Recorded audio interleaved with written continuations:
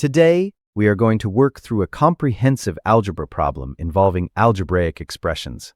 By the end of this walkthrough, you will be able to rationalize denominators, use algebraic identities to find higher power sums, and efficiently build upon previous answers to solve complex expressions. We are starting with the given value a equals the square root of 6 plus the square root of 5. Our goal is to find the values for three specific expressions based on this. To find 1 over a, we take the reciprocal of our given expression. Then, we rationalize the denominator by multiplying the numerator and denominator by the conjugate, square root of 6 minus square root of 5. Notice that the denominator now follows the difference of squares pattern, which simplifies to 6 minus 5, resulting in a denominator of 1. Therefore, 1 over a is simply the square root of 6 minus the square root of 5. Let's start with the first part of the problem. Our goal here is to determine the reciprocal of a and simplify it by rationalizing the denominator. Since a is the square root of 6 plus the square root of 5, 1 over a is simply 1 divided by that expression. However, we don't want square roots in our denominator. To fix this, we multiply both the top and the bottom by the conjugate, which is square root of 6 minus square root of 5. Notice that the denominator now follows the pattern a plus b times a minus b. This is the difference of squares identity, which results in the first term squared minus the second term squared. The square root of 6 squared is 6, and the square root of 5 squared is 5.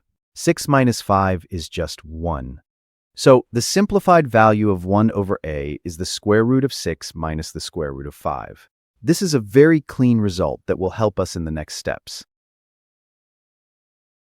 Now, let's move on to the second part, where we need to find the sum of cubes. Before we can use the cubic identity, we first need to find the sum of a and 1 over a. We know these two values from our previous steps.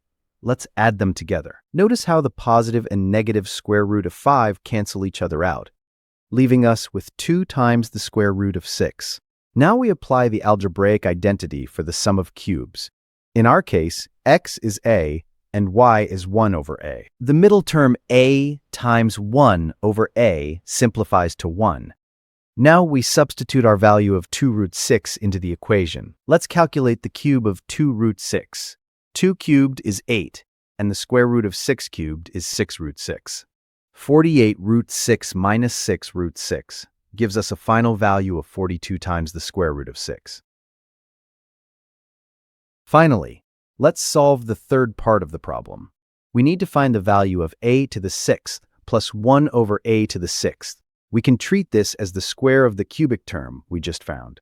From the previous step, we know that a cubed plus 1 over a cubed equals 42 root 6. To reach the 6th power, we use the identity for the sum of squares, where our variables are a cubed and 1 over a cubed. A to the 6th plus 1 over a to the 6th can be written as a cubed squared plus 1 over a cubed squared. This equals the square of the sum minus 2 times the product.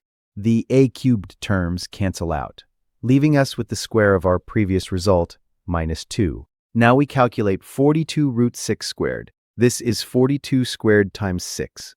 42 squared is 1,764. Multiplying that by 6 gives us 10,584. Subtracting 2, we get our final answer, 10,582. To recap, we rationalized the reciprocal, used the sum of cubes identity, and finally applied the sum of squares identity to reach the 6th power. Great job working through these algebraic transformations.